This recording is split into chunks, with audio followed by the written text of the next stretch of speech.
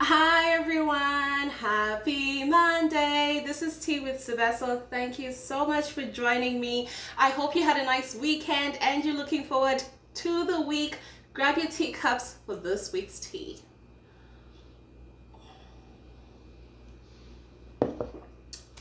I think this year is going pretty fast. Welcome to the month of March.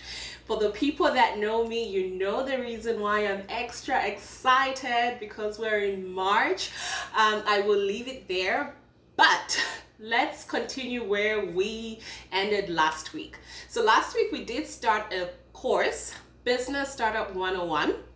I covered the course outline, and today we're actually talking about the marketing plan.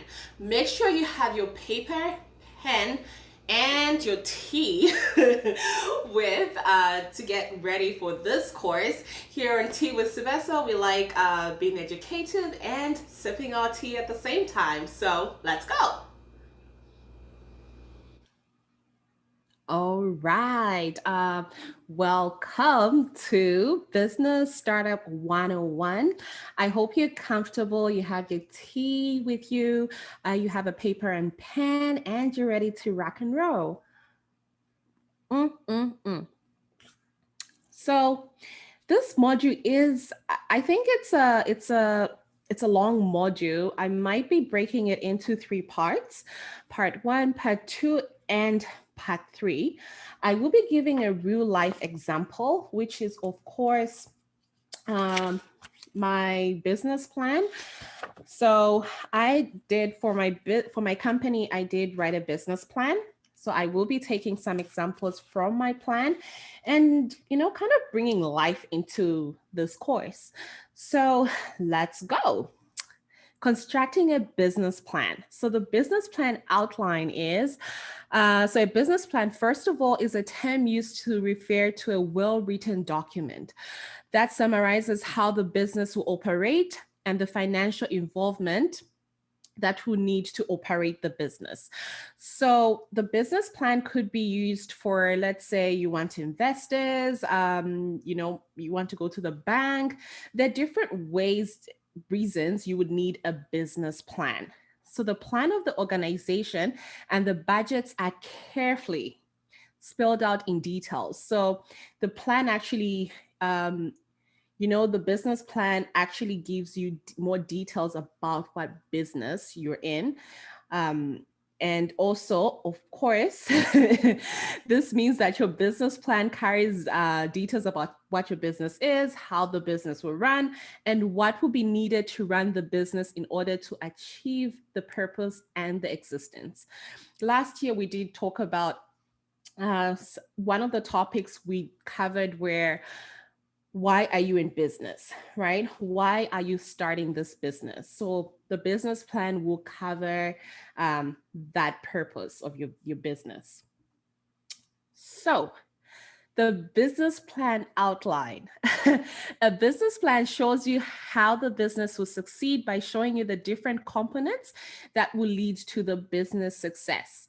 Just like everyone traveling needs to first know the way to where they're going, the first important step is starting a business plan to starting a business is having a business plan.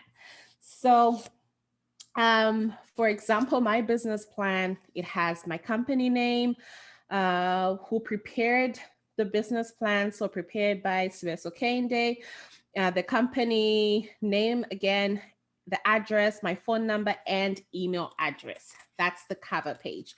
And I kind of watermarked it as confidential.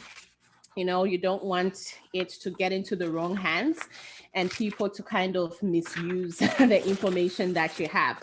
So you also want to be very careful that you do share it with people that you trust. It's easy for someone to steal that business plan of yours, especially if it is a unique idea. So, business plan outline. It's a roadmap for every successful business. Like every other business, other detailed business document, it has the business proposals, financial statements, etc. It also has different sections that we'll be covering, I think in a bit of part 1 and part 2. So a formal business plan has the following sections: an executive summary, an overview of the industry and business, analysis of the market, analysis of your competitors, marketing and sales strategy, ownership and management plan, operating strategy, financial plan stroke budget, and you want to also include exhibits and appendices. So the executive summary, the executive summary, it's kind of like a quick overview of what that document has. The document might consist of, let's say, 20 pages or 15, whatever it is, but the executive summary, as the name summary, it gives you a brief to what the document is from page 1 to page 15. What am I reading?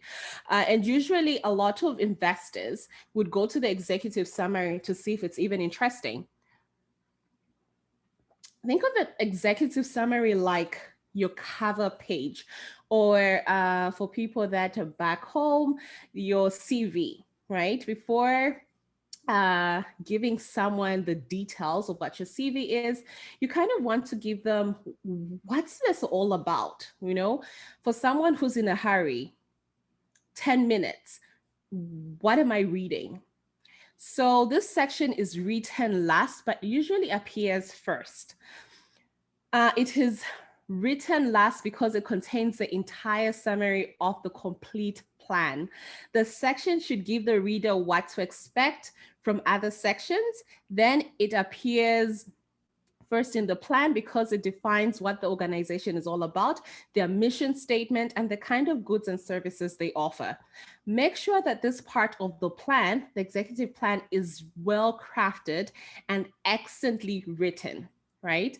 Especially when you're looking for investors. You want investors to be wowed, it's almost like a glimpse of something. As an investor, when I'm reading an executive summary, I want to be interested. I want to read more. So you want to make sure that it is well written. So here is an example. So when I started my business, when I actually made it a corporation in 2018, February, I was thinking of what business to get into. I thought of consulting, and the industry I was going to get into was immigration, travel, and finance. So the business plan, I was looking for investors, and the highlights of the plan was here to provide investors and interested parties with the information necessary to evaluate the scope and future growth of travel, immigration, and finance. Peniel Global General Consulting, PGGC, a consulting firm based in Ottawa, Ontario, will provide general immigration services and advice, travel and tourism services, job search assistance, and general financial literacy advice. Key highlights of the business plan include that PGGC. So it's a whole it's a whole document. So here is some things that I included in my executive summary. It was going to be a one-stop solution for immigrants to Canada. Because it is a confidential document and this is recorded, it's going to be on YouTube. I will skip some confidential information, but some of the things I included in my executive summary was the unique selling point. So what was my selling point as the founder of Peniel Global General Consulting? When was I going to launch my business? I looked at the outlook of the Canadian economy. How was it looking? Was it positive, negative? The GDP, right? The gross domestic, the growth of the economy. The Canadian government, I said the Canadian government is increasing the number of immigrants that will be allowed to enter the country over the coming years. Hence the need for me to start this one-stop kind of company. So that is what I included in my executive summary. So for someone who is watching, whatever business you have, what is your executive summary? Why are you starting this business? What's your unique selling point? You want to include that in the executive summary.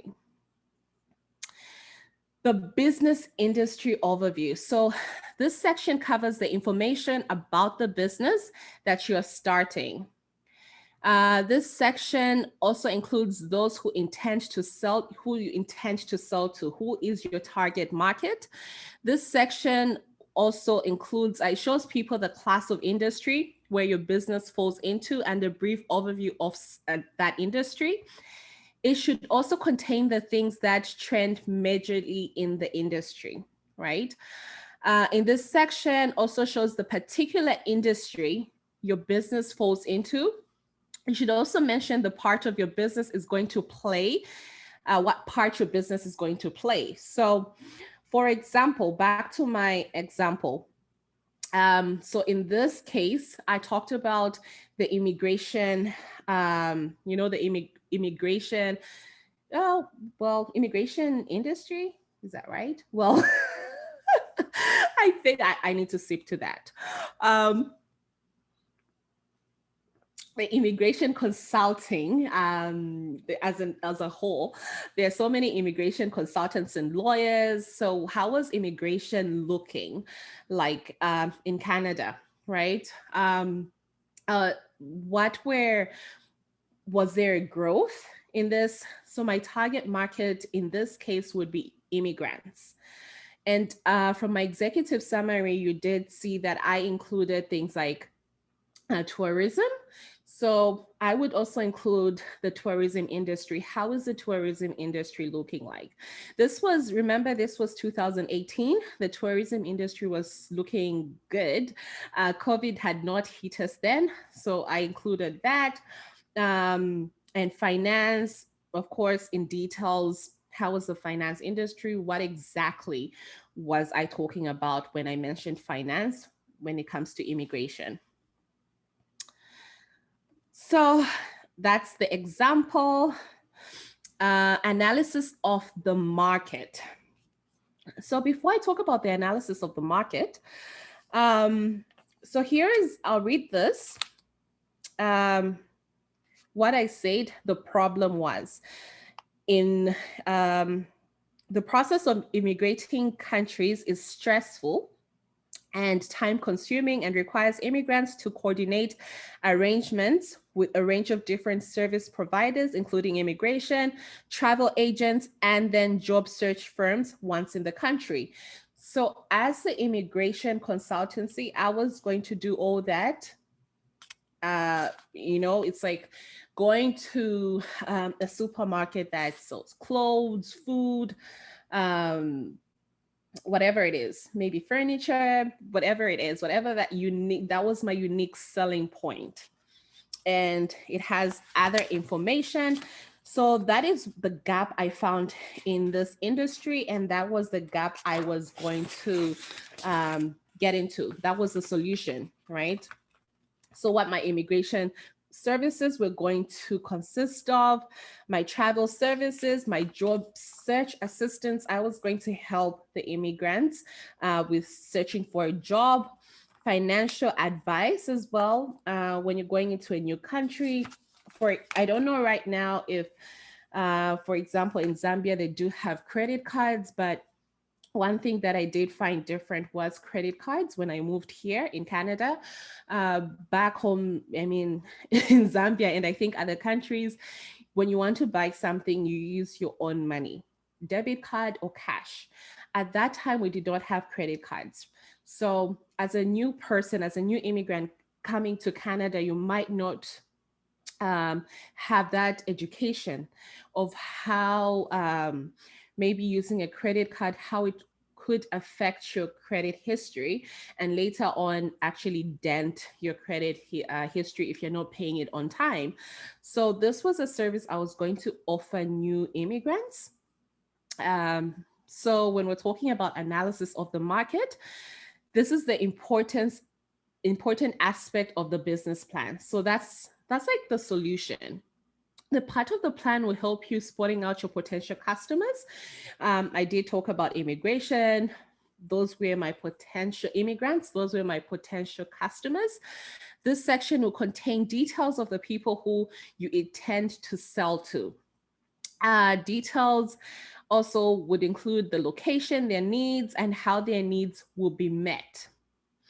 The overall purpose of this section contents is to provide detailed information about the people you're going to sell your product to. This detail is provided so that you will know how much they will pay you for the product. So I did my research. How much were people paying for example, a study permit, work permit, permanent residency? You need to do all that research and include it into your marketing plan.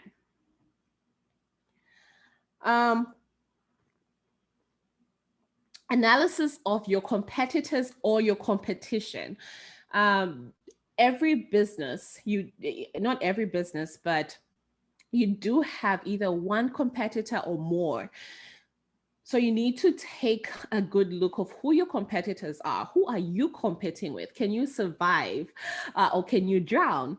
So analysis of the competition or competitors. In this section, you should be able to identify your competitors in the market, both direct and indirect competitors, what makes them stand out and how your product will be different from theirs. As an investor, I do not want to hear, I do not have competitors. There is no business. I'm yet to come across a business that does not have competitors. You might have competitors that are selling something different, but you're in the same industry. So what makes you different? What products or services are you going to be selling that's different from your competitors? That's what an investor wants to see in this part, analysis of, of your competitors or competition.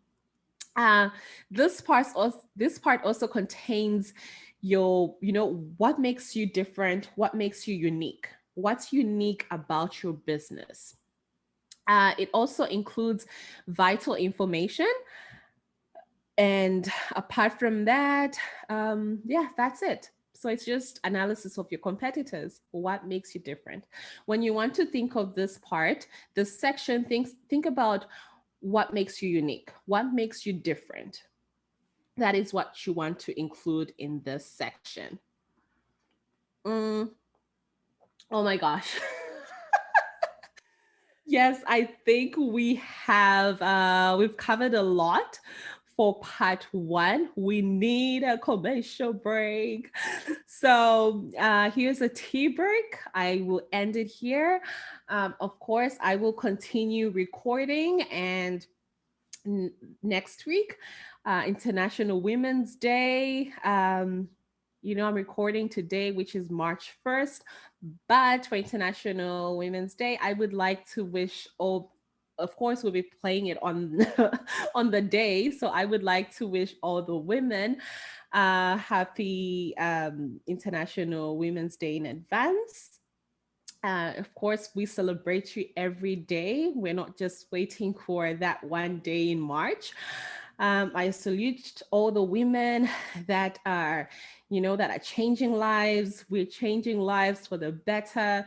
We're not just thinking of ourselves, but we're thinking of others, putting others first. So I salute you, ladies.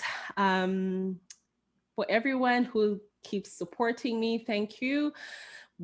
As we take this break, I would like you to, think of that woman who's making, or the women that are making a difference in your life, and reach out to them. Don't wait for next week. Reach out to them today, thank them, send them flowers, send them chocolates. I hope I do receive some flowers or chocolates. And I hope I am changing people's lives positively. So that's it for me for this time anyways. For part one, we're going to take a short break. And next week, we're going to continue part two of the marketing plan. I can't wait to see you all. So talk to you soon.